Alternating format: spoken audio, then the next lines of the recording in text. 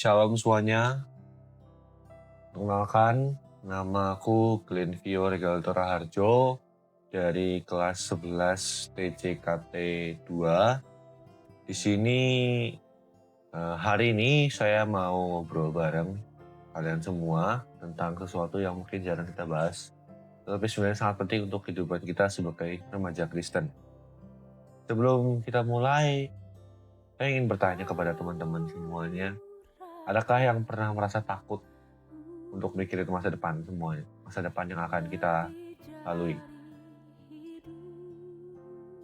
Takut gak terima kuliah yang kita inginkan, takut kalah saing dengan teman-teman sepantaran kita, atau mungkin takut mengecewakan orang tua kita. Kalau kalian pernah ngerasa kayak gitu, kalian gak sendirian.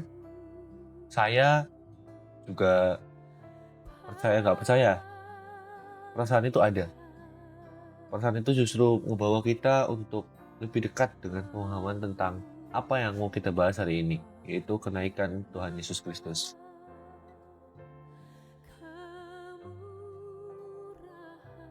Coba bayangin situasi ini, teman-teman.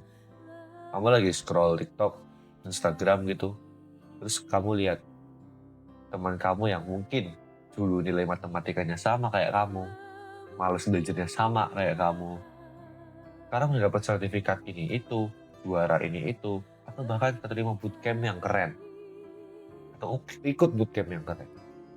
Dan di situ kamu mulai mikir, aku kapan ya? Apa aku udah cukup usaha? Apa aku bakal kalah saing? Atau mungkin pas lagi makan malam sama keluarga, orang tua mulai nanya, udah mikirin mau kuliah di mana belum? Mau ambil jurusan apa? Dan kamu sebenarnya bingung, belum yakin, dan takut salah pilih. Aku tidak bisa memenuhi harapan mereka semua. Atau bahkan tengah malam, waktu kamu tidur, kamu tiba-tiba kepikiran, masa depan aku gimana ya? Aku bisa gak sih jadi orang yang berguna? Atau jangan-jangan aku gagal? Teman-teman, yang perasaan itu real, teman-teman.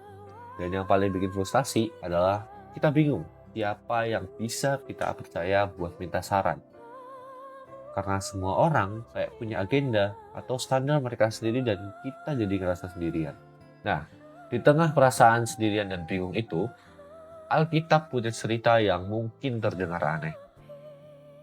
Bayangkan, para murid Tuhan Yesus yang udah ngikutin dia kemana-mana, yang udah lihat mujizatnya dia, luar biasa, yang udah ngelihat Yesus bangkit dari kematian. Tiba-tiba, Yesus naik ke surga dan pergi dari hadapan mereka. Kalau kita di posisi mereka, mungkin kita mikir, kok kamu pergi? Kok ninggalin kita? Tapi ternyata kenaikan Yesus bukan tentang ditinggalkan. Justru sebaliknya, teman-teman. Mari kita baca Yohanes 14 ayat 1-3. Janganlah gelisah hatimu, percayalah kepada Allah, percayalah juga kepadaku. Di rumah Bapakku banyak tempat tinggal. Jika tidak demikian, tentu aku mengatakannya kepadamu. Sebab aku pergi ke situ untuk mempersiapkan tempat bagi kamu. Dan apabila aku telah pergi ke situ dan telah mempersiapkan tempat bagi kamu, aku akan datang kembali dan membawa kamu ke tempatku. Supaya di tempat di mana aku berada, kamu pun berada. Itu kata-kata Tuhan Yesus sebelum dia naik ke surga, teman-teman. Sekarang kita coba pahami apa artinya untuk kita hari ini. Pertama, Yesus naik untuk mempersiapkan tempat. Yesus bilang, aku pergi ke situ untuk mempersiapkan tempat bagimu. Ini kayak gimana? Coba bayangin, kamu punya teman yang pindah ke kota lain duluan. Terus dia bilang, tenang aja, aku udah siapin kamar buat kamu. Aku udah beresin. Kamu tinggal datang aja. Itu kan yang bikin kita lega, kan? Yesus naik ke surga untuk memastikan masa depan kita sungguh ada. Bukan masa depan yang penuh ketidakpastian, tapi masa depan yang udah dipersiapkan sendiri. Udah dia persiapkan sendiri. Itu bukan janji kosong. Dia udah ngebuktiin dengan bangkit dari kematian. Kalau dia bisa ngalahin maut, dia pasti bisa ngurusin masa depan kita. Yang kedua, Yesus tidak meninggalkan kita sendirian. Sebelum Yesus naik, dia janji akan mengirim Roh Kudus. di Yohanes 14 ayat 16-17, dia bilang, Roh Kudus adalah penopang kamu yang akan tinggal di dalam kita selamanya. Artinya kita nggak bakal pernah sendirian. Roh Kudus tuh ibaratnya kayak GPS rohaninya kita yang nemenin kita setiap hari. Dia nggak cuma ngasih kita kekuatan, tapi juga hikmat untuk ambil keputusan. Pas kamu bingung mau kuliah di mana, ambil jurusan apa, atau bahkan cuma bingung gimana ngadepin hari ini, Roh Kudus ada di dalam kamu, siap ngebimbing kita sehari-hari. Jadi ketika kamu merasa, aduh aku bingung nih, siapa yang bisa aku percaya untuk minta saran? Ingat, kamu punya Roh Kudus, pribadi yang paling tahu kamu, paling peduli sama kamu, dan nggak punya agenda lain selain kebaikan kamu. Yang ketiga, Yesus memberikan misi kepada kita.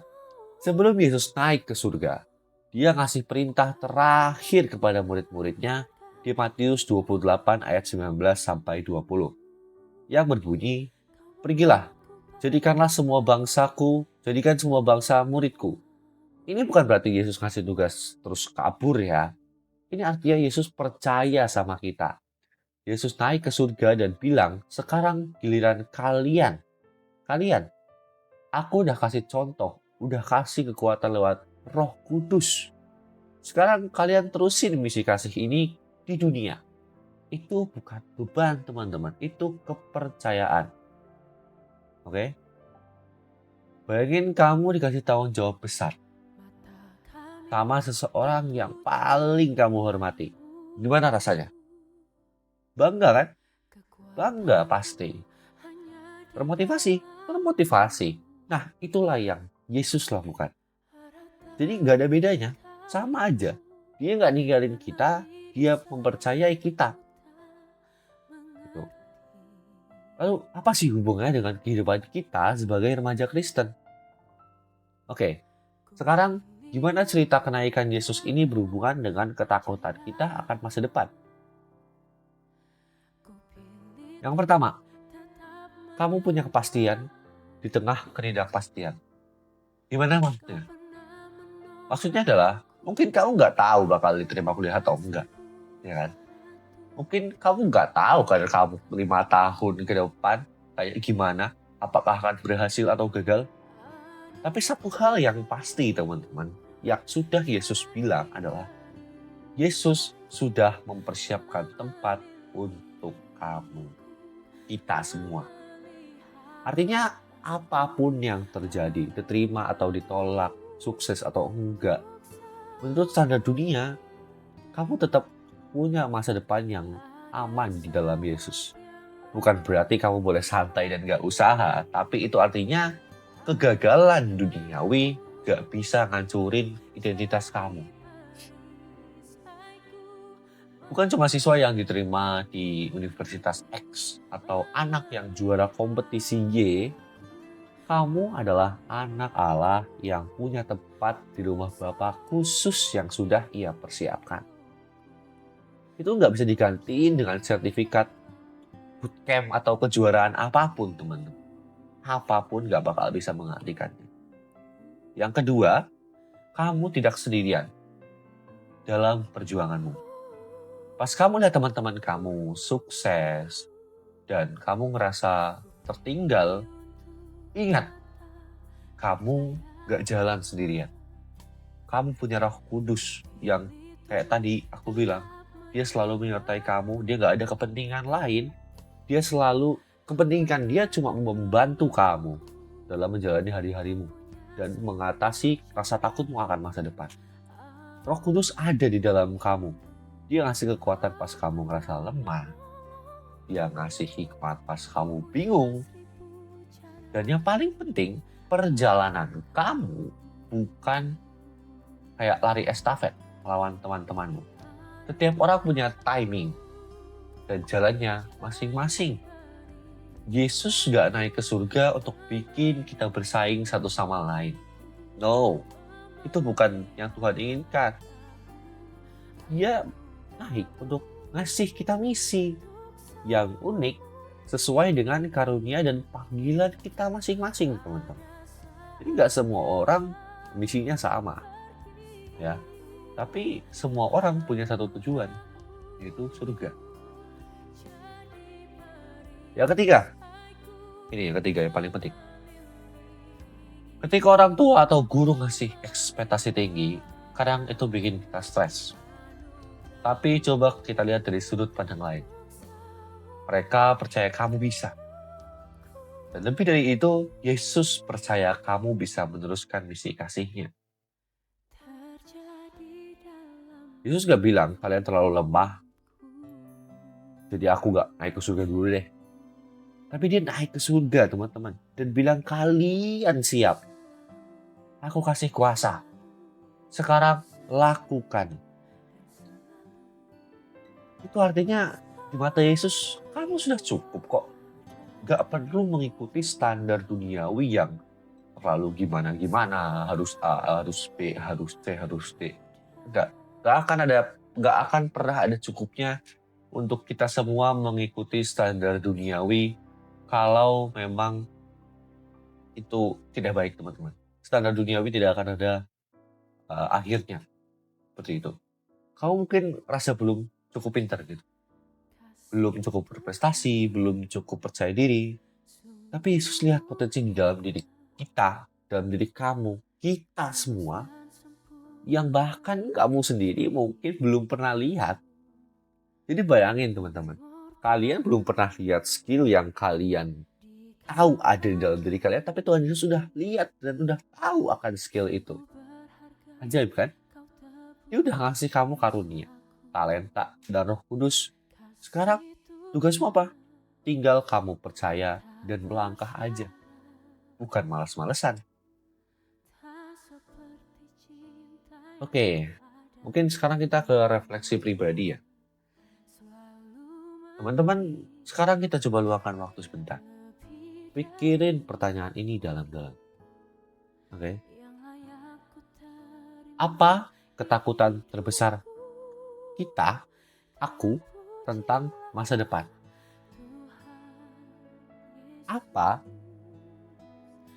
Apakah aku percaya bahwa Yesus sudah mempersiapkan tempat untukku? Bagaimana hidupku berubah kalau aku benar-benar percaya Yesus tidak meninggalkan aku sendirian? Gimana? Kalau kamu jujur sama diri sendiri, mungkin ada bagian dari kamu yang masih ragu, masih takut, dan itu wajar, teman-teman. Sangat-sangat wajar karena kita manusia yang terbatas. Kita manusia yang nggak tahu masa depan kita mau kayak gimana, mau sampai mana, mau di mana, mau kenapa, mau sukses, mau gagal, mau ditolak, mau diterima. Kita semuanya normal seperti itu. Itu wajar, sangat wajar. Bahkan murid-murid Tuhan Yesus juga sempat ragu tentang apakah Tuhan Yesus benar. Gitu. Bahkan selevel muridnya Tuhan Yesus masih ragu. Murid loh, yang sering berinteraksi secara langsung masih ragu. Bayangin. Tapi yang penting apa sih?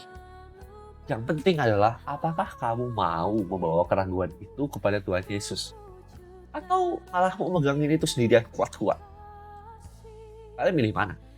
Mau membawa keraguan dan berdoa kepada Tuhan Yesus dan dibantu untuk lewat? Atau kamu mau pegang sendirian kuat-kuat? Bebas. Jadi apa yang bisa kita mulai lakukan hari ini? Mungkin yang pertama, bukan mungkin sih, lebih tepatnya pasti yang pertama adalah percayakan masa depanmu kepada Tuhan Yesus. Itu pasti. Bukan berarti kamu berhenti usaha ya. Bukan berarti kamu malas-malesan, terus-terusan main game, gak pernah belajar dan lain-lain. Bukan itu yang mau aku sampaikan. Tapi artinya kamu berhenti mengukur nilai dirimu dari hasil. Mulai sekarang. Berhenti untuk mengikuti standar duniawi, standar TikTok atau apa itu lah, terserah. Jangan mengikuti standar seperti itu. Mulai sekarang, setiap kali kamu ngerasa cemas tentang masa depan, ingat, diri kamu, Yesus sudah mempersiapkan tempat untukmu. Aku aman. Ingetin deh ke diri kamu itu. Yesus sudah mempersiapkan tempat untukmu.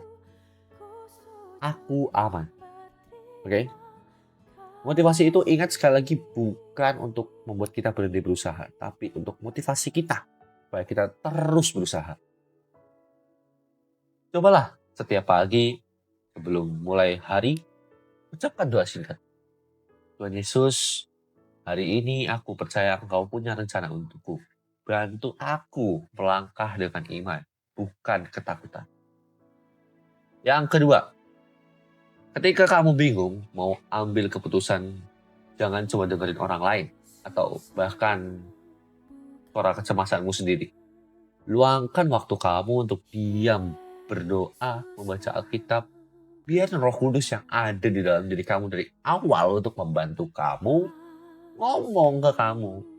Kalau kamu gak pernah menyisakan waktu untuk Tuhan Yesus dan Roh Kudus, kapan mereka mau ngomong? Kapan mereka mau ngasih kamu saran? Sementara kamu cuma setiap hari ngomel, Tuhan ini gimana sih?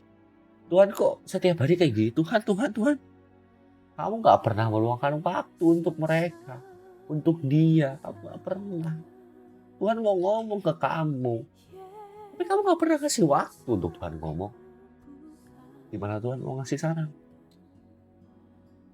Ya. Kadang Roh Kudus ngomong lewat firman Tuhan yang kalian baca. Kadang lewat peace, kedamaian. Yang tiba-tiba kamu rasakan di tengah keputusan sulit. Kadang lewat orang-orang yang Tuhan tempatkan di hidup kamu. Tapi kamu gak akan dengar kalau kamu gak pernah diam dan mendengarkan. Gitu. Yang ketiga, mulai hidup dengan misi, bukan cuma ambisi. Yesus naik ke surga dan ngasih kita misi. Ingat misinya tadi? Meneruskan kasihnya. Ini bukan cuma soal pendeta atau misionaris teman-teman yang meneruskan firman Tuhan ya. Tapi ini soal gimana kita atau kamu memperlakukan teman sekelasmu. Gimana kamu ngomong di media sosial. Gimana kamu bereaksi pas ada yang ngegosip atau ngebully. Misi kamu dimulai dari hal-hal kecil. Jangan tunggu sampai kamu jadi orang sukses baru berbuat baik. Yesus percaya kamu mulai sekarang. Bukan nanti-nanti pas kamu sukses. Ya. Tuhan melihat prosesmu. Gimana kamu bisa memproses juga sesuatu atau masalah. Itu akan menjadi yang dilihat Tuhan. Gitu. Mulai minggu ini aku sarankan coba tentukan satu tindakan konkret, mungkin ngajak teman yang kesepian buat ngobrol atau nolongin teman yang kesulitan belajar tanpa ngarepin imbalan. Itu adalah cara kamu meneruskan kasih Yesus. Oke, teman-teman, kenaikan Yesus adalah pengingat bahwa kita bukan tinggal, bukan ditinggal, tapi dipercaya.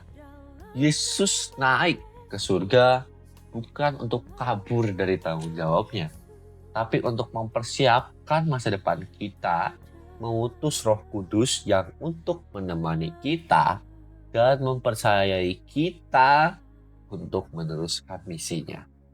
Misi kasihnya, Ketakutan tentang masa depan itu sangat wajar, tapi ketakutan itu nggak boleh jadi alasan kita berhenti melangkah karena kita punya Tuhan Yesus. Sekali lagi kita punya Tuhan Yesus yang baik, luar biasa keren. Yang sudah membuktikan bahwa dia menepati janji. Dia bangkit dari kematian, dia naik ke surga, dia akan datang kembali kedua kalinya. Itu pasti.